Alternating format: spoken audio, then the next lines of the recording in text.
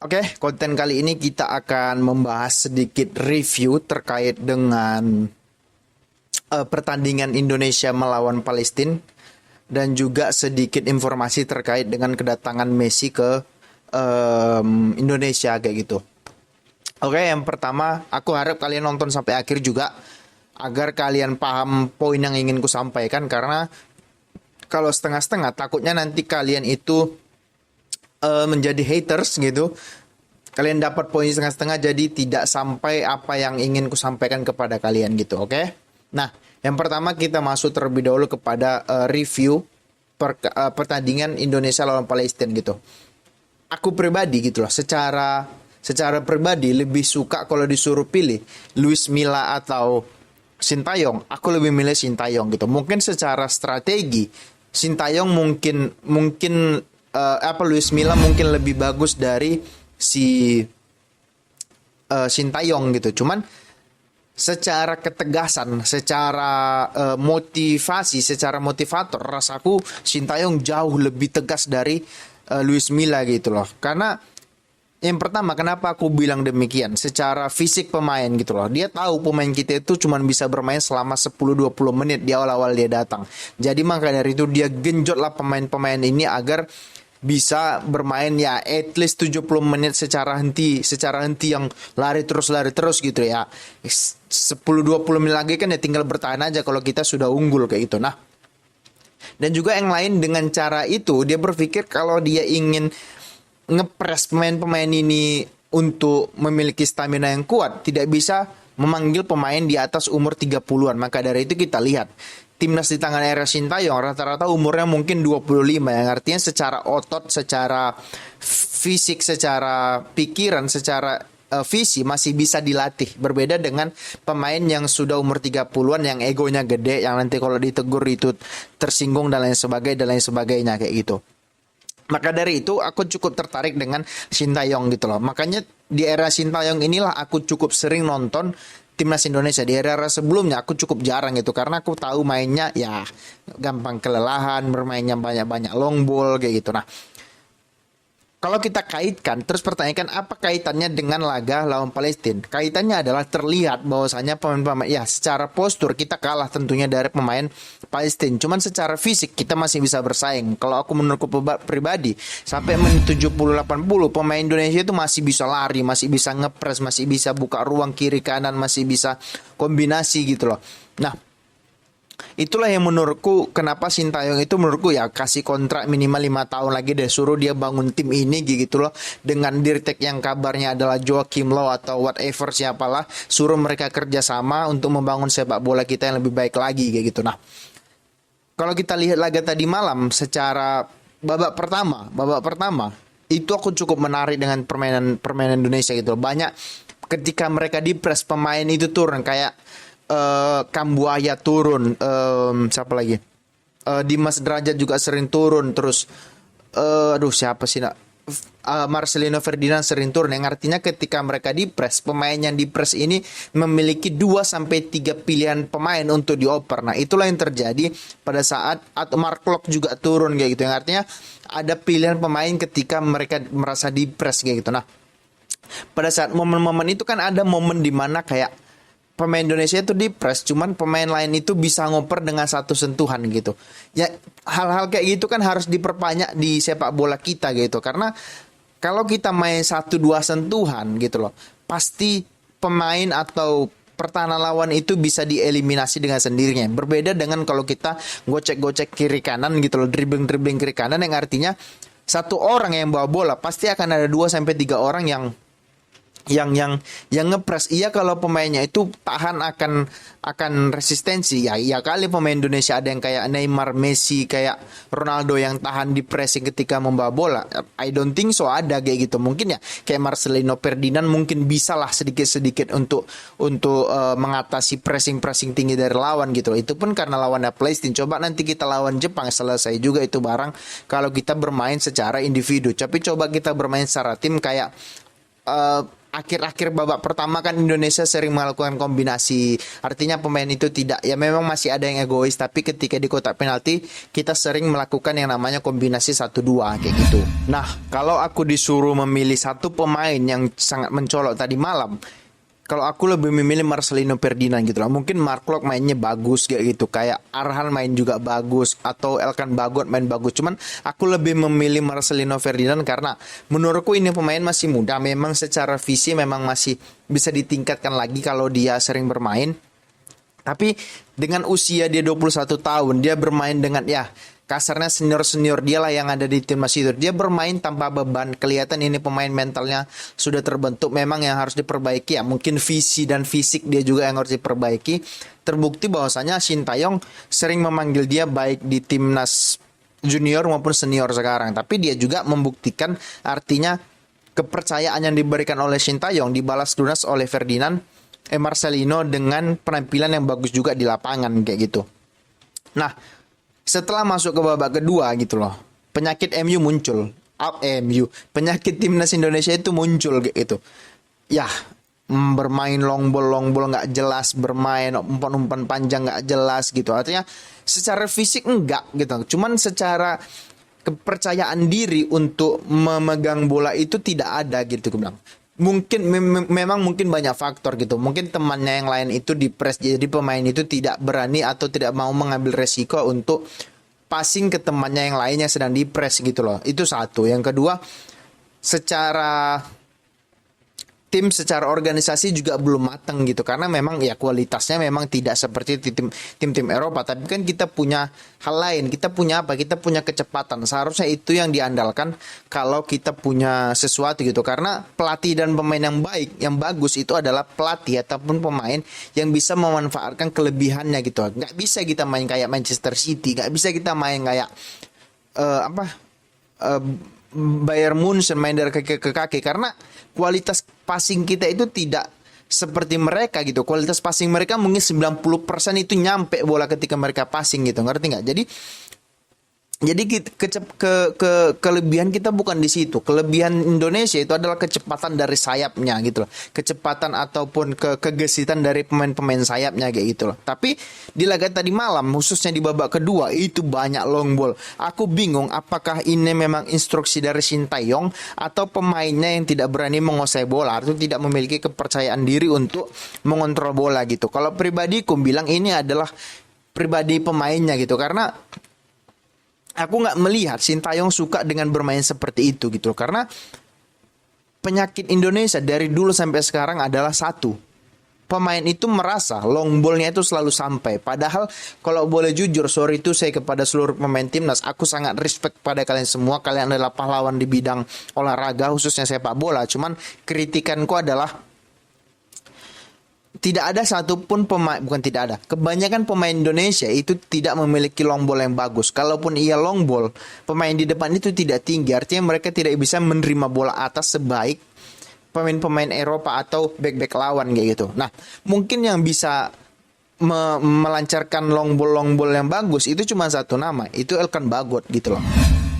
Secara passing, secara long ball itu selalu sampai gitu, mau ke kiri, ke kanan, ke depan. Ya, jadi permasalahan adalah pemain depan kita itu tidak tinggi dan tidak cukup cakap menerima umpan-umpan long ball gitu loh. Ya kalau mau bermain long ball yang bagusnya gini, boleh bermain long ball dengan beberapa syarat kayak gitu. Yang pertama, kita ingin skip lini tengah karena di lini tengah itu kita dipres habis-habisan.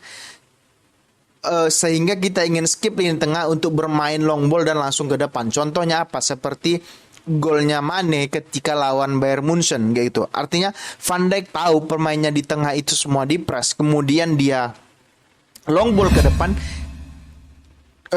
kemudian menjumpai menjumpai Mane di depan. Mane bisa ambil bola, kemudian dia cetak gol. Tapi itu kan menurutku sudah dilatih ratusan bahkan ribuan kali oleh klub pada saat latihan, dan juga passing long ball mereka itu sampai gitu loh. Nah, permasalahan dari timnas kita adalah passingnya nggak sampai, dan orang yang di depan juga ketika passingnya sampai kontrolnya tidak sebaik pemain-pemain Eropa kayak gitu. Jadi menurutku coba kita main dari bawah, nggak apa-apa lakukan kesalahan, bahkan kesalahan itu kan bisa kita kita perbaiki. Toh ya ini uji coba kayak gitu loh. Nggak, bukan laga-laga yang hidup mati gitu loh. Kecuali nanti pada saat di turnamen di Piala Asia nanti kita tidak begitu ingin ambil resiko, tapi ketika diuji coba kita ingin coba bisa nggak kita bermain dari bawah. Terkait dengan nanti blunder ya nggak masalah, bodoh amat kayak gitu loh, ngerti nggak? Nah, jadi itulah menurutku saranku kepada pemain-pemain timnas ya. Memang aku nggak ada hak juga sih memberikan saran ya, siapa aku sebenarnya. Cuma kan kita sebagai fans sepak bola menginginkan hal-hal ideal dari apa yang kita tonton kayak gitu loh. Nah, hal lain yang menjadi permasalahan adalah finishingnya yang buruk gitu loh. Sebenarnya begini, secara peluang juga tidak ada peluang-peluang matang yang didapatkan oleh pemain timnas gitu loh. Artinya ada satu atau dua pemain peluang matang yang kita dapat gitu. Yang pertama dari Dimas Derajat yang counter attack kalau nggak salah dari Kambuaya oper ke dia, kemudian dia capping, tapi dia tidak shooting, malah dia passing kayak gitu. Itulah perbedaan antara striker yang top dan juga striker ya yang so-so lah gitu, bukan jelek lah, yang bagus kayak gitu. Itulah perbedaannya. Kalau tadi itu mungkin Vinicius atau Rashford itu pasti di shooting. Yang kedua itu dari peluang Yakob dengan proses hampir sama, dia capping kemudian dia shooting. Nah, yang seharusnya dia passing. Karena di ujung sana ada Marcelino Ferdinand kalau nggak salah, seharusnya dia passing ke situ. Cuman dia lebih mengambil pilihan untuk shooting ke gawang gitu ya. By the way memang kipernya Palestina mainnya bagus kayak gitu. Peluang-peluang yang kita dapat itu tidak ada yang murni satu peluang. Semuanya kan setengah-setengah peluang yang kita syuting dari luar kotak penalti karena kita tidak memiliki cukup kreativitas untuk menembus pertahanan dari Palestina kayak gitu. But it's okay, nggak masalah gitu loh. Karena gol itu bisa terjadi dari manapun. Yang penting kita create chances. Nah, jadi permasalahannya adalah kita create chancesnya itu nanggung-nanggung gitu loh. Artinya ya memang berkaitan dengan juga kualitas passing dan juga visi dari masing-masing pemain. Nggak bisa kita salahin juga Sintayong itu baru kita bisa salahkan kalau pemain itu mentalnya drop atau mereka bermain tidak sesuai dengan apa yang diinginkan ya. Misalkan bermainnya asal-asalan lah, sistemnya tidak ada, itu baru kita salahkan pelatih atau kita salahkan Sintayong. Sekarang enggak, menurutku patronnya sudah jelas, secara fisik pemain sudah jelas meningkat, secara visi juga menurutku sudah sedikit meningkat, secara sistem sudah meningkat. Yang jadi permasalahan adalah kita tidak memiliki striker yang haus gol. Kayak kalau dulu kita punya Budi Sudarsono, kita punya Boa Solosa, punya Bambang Pamungkas kayak itu. Kita tidak memiliki sosok-sosok itu lagi kayak itu. Yang artinya secara goal getter kita tidak memiliki pemain yang bisa ya kasarnya 2 peluang 1 gol lah kayak gitu. Kita tidak memiliki lagi gitu. Artinya pemain yang kita miliki kan di depan Dimas Derajat, terus Witan, Egy, siapa lagi di depan, Marcelino itu lebih ke ini ya, box to box ataupun attacking midfield ya, siapalah namanya. Yang penting kita tidak memiliki striker yang haus gol seperti di zaman-zaman dahulu kayak gitu. Nah, kemudian muncullah di Twitter nama Sananta gitu ya. Sananta ini kan mulai terkenal sejak SEA Games kemarin gitu. Gini, kenapa Sananta nggak dipanggil? Menurutku Sintayong itu lebih tahu dari kita apa yang dibutuhkan dan juga tidak gitu. Menurutku kenapa dia tidak manggil Sananta? Yang pertama, ini pemain masih muda. Iya kali pemain umur 19-20 tahun ya kalau nggak salah Sananta itu bisa nembus pertahanan si Palestina juga gitu. Memang mungkin aja, cuman menurutku dia punya pertimbangan lain karena tim yang dia bangun sekarang itu kan adalah tim-tim yang at least 80-90% itu sama gitu yang dibawa dia dari awal sampai sekarang. Jadi dia tidak ingin ada pemain-pemain baru untuk coba-coba mungkin, atau bisa juga mungkin Sintayong berpikiran bahwasanya Sananta bukan tipe striker yang dia inginkan, tapi ya kemudian di kemudian hari rasaku dia akan dipanggil juga gitu. Jadi dan juga nggak bagus juga untuk mentalnya Sananta, kemudian dia masih muda, kemudian dia main di timnas senior dapat peluang tidak gol, tidak salah ataupun tidak gol, kemudian dia dibully, kan juga nggak bagus untuk mentalnya dia juga. Jadi menurutku langkah yang diambil oleh Sintayong itu ya cukup bagus lah kayak gitu. Nah, yang selanjutnya itu tentang berita tentang kedatangan Messi ke Indonesia gitu. Sekarang ini pada saat video ini dibuat gitu, tanggal 15 ini nanti malam mungkin akan bermain ya Australia lawan Argentina di Cina kalau nggak salah. Semua anggota tim Argentina itu sudah sampai di Cina gitu lah, ngerti. Jadi yang jadi permasalahan adalah ada sebuah kabar dari berita dari jurnalisnya Argentina mengatakan bahwasanya Messi tidak akan ikut rombongan ke Indonesia gitu loh. Gini. Ya memang seluruh rakyat Indonesia berharap Messi bermain gitu loh. Karena tentu kita lebih ingin melihat Messi bermain daripada melihat, ya kasarnya melihat siapa, Di Maria bermain gitu loh. Artinya lebih baik Messi yang bermain deh kayak gitu. Di Marianya nggak usah bermain gitu loh. Secara ini ya, secara popularitas dan juga secara overall gitu. Tapi kayak gini, kalaupun Messi nggak main, still kita tetap melawan juara dunia gitu loh. Artinya yang lebih penting itu kan siapa? Ego kita atau ego pemain gitu. Kita harus mementingkan dulu kepentingan tim, kepentingan pemain gitu. Tujuan kita seperti dikatakan oleh Erick Thohir pada saat mengumumkan Argentina akan datang ke Indonesia adalah bukan ingin coba-coba gitu loh. Kita ingin melakukan apakah pemain ini berani menginjak rumput pada saat mereka lihat di sebelah kiri ataupun kanan mereka itu adalah juara dunia ya, which is Argentina. Kan itu yang penting adalah mentalnya. Artinya kalau kita sudah berani melawan Argentina, gak usah menang deh gitu. Kalah 3-0 4-0 pun kalau kita kalahnya dengan terhormat dalam artian kita bisa ngelawan, menurutku itu sesuatu yang bagus. Artinya melawan Argentina aja kita bisa ngelawan, masa lawan Vietnam, Thailand, Malaysia, Singapura kita nggak bisa ngelawan gitu loh. Jaraknya kan jauh kayak gitu loh. Ya, ini memang calculated loss, cuman ini bukan calculated bukan hal yang harus kita khawatirkan gitu. Kalau aku pribadi sih ya nggak masalah kalau misalnya kalah, bodo amat ya, memang udah calculated loss gitu loh. Hal yang kalah yang udah diperhitungkan gitu. Artinya ya kabar juga ada yang mengabarkan bahwasanya Argentina akan menurunkan tim lapis kedua. Ya nggak masalah, tim lapis keduanya juga kan bagus-bagus juga gitu loh. Artinya ketika mereka melihat bangku cadangannya Argentina, wah bangku cadangannya Argentina itu mewah kayak gitu. Ya mental pemain kan juga, di situ ada pemain-pemain hebat. Aku ingin nunjukkan skillku, aku ingin nunjukkan bahwasanya aku pemain yang bisa megang bola kayak gitu. Nah itu yang penting, bukan sekedar melihat Messinya. Kalau Messinya bermain ya bagus, atau Messinya datang aja nggak bermain ya bagus juga, nggak masalah gitu. Jadi yang penting kita datang dan nonton itu untuk nonton timnas, bukan nonton Messinya kayak gitu loh.